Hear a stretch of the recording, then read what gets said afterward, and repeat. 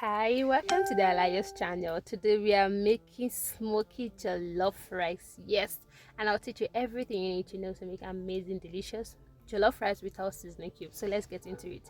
So for the base of it, we are creating our flavors without MSG. So I added some oil to a pan. I added some garlic, one bay leaf, ginger, and fresh thyme and rosemary. Feel free to use dry ones if that's what you have. So I toasted that just for 1 minute. Then I'm adding my pepper mix. You can find a detailed pepper mix video in my page, but that one was roasted. This one is a stove top everything. So your pepper mix is the secret. So I used 40% bell peppers and shared the rest of it with onions, tomatoes, rodo, ginger, and garlic shake. So bell pepper takes the most from this. So then I season it up with my cooking spices, which is my multi-purpose spices and the jollof spice mix. You can find multi-purpose spice mix recipe on my page. So you just want to marinate the whole pepper mix with your spices, then you cook this. So this is like a steaming roasting method, kind of. That's why I'm using a very wide pan. So just cover it up and allow the pepper mix to cook in its own juice. So this is it after 10 minutes. It looks super soft already. This method helps you to save time on cooking time. So your pepper has already, almost cooked. And then blending process is faster because you don't need to add extra water.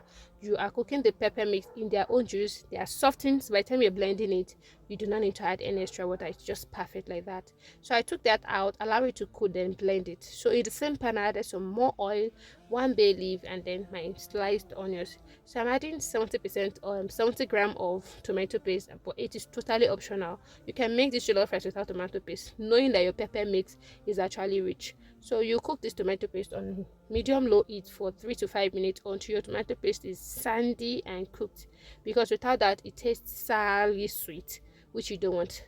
So this is what it looks like. It looks grainy. So while that tomato paste is cooking, your is also caramelizing. So you just build flavor that. So this is the pepper mix after blending. I did not add any water at all. So I did a big batch because I'm saving the rest for the to cook jollof rice during the week or pasta. So I only use like 2.5 cups or 3 cups to cook this rice stuff. So I save the rest of my pepper mix for later, and since we already boiled the pepper mix, it cooks pretty fast this time around. You don't need to boil for so long.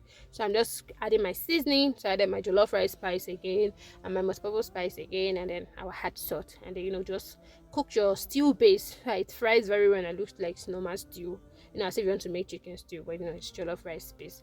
So allow this to cook. And at that moment, your pepper mix want to start splattering like papa papa. No, don't worry. It is getting like stewy that way. So I added my broth.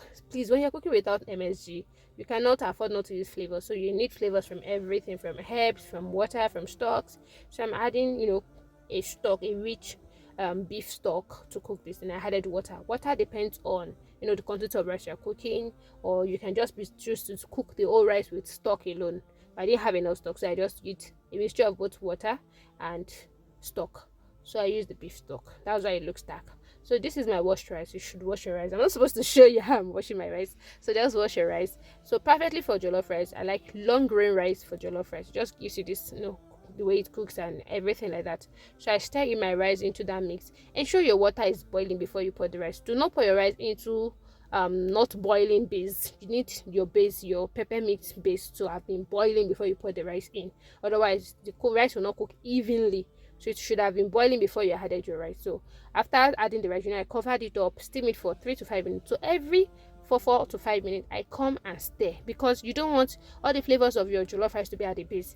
Those people that used to say the base of jollof rice is the sweetest, it's like jollof lomanto, it's because they did not stir very well. It is normal for these flavors to go down, but you will not let it rest. You have to keep stirring, so even the top of the jollof has to be sweet. So yes, this is me stirring at different intervals, just showing you every 4 to 5 minutes I am stirring to ensure that whatever comes up goes down, so that the flavors can melt. So at 20 minutes I had a foil paper to cover it up to steam it up properly, because jollof rice actually cook with steam and not just boiling. So I didn't want my jollof rice to burn. So this is the way I infuse flavor into my jollof rice. I burn some oil and then put it with the foil like this and drop few oils on it. It already brings smoke, so you just cover it up and allow this to stay like that for 3 to 5 minutes. The flavor of the smoke spreads to your rice, and then you have your smoky jollof rice without you burning your rice. Like everything is intact. When you're cooking jollof with non-stick pan, a lot of time you cannot really burn it, otherwise you'll spoil your pot. So this is what it looks like after smoking it, and the color is amazing. It smells delicious. It tastes like, if you try this method and you not like your jollof rice, come back and tell me. There's no way you cook jollof rice this way and you don't like it.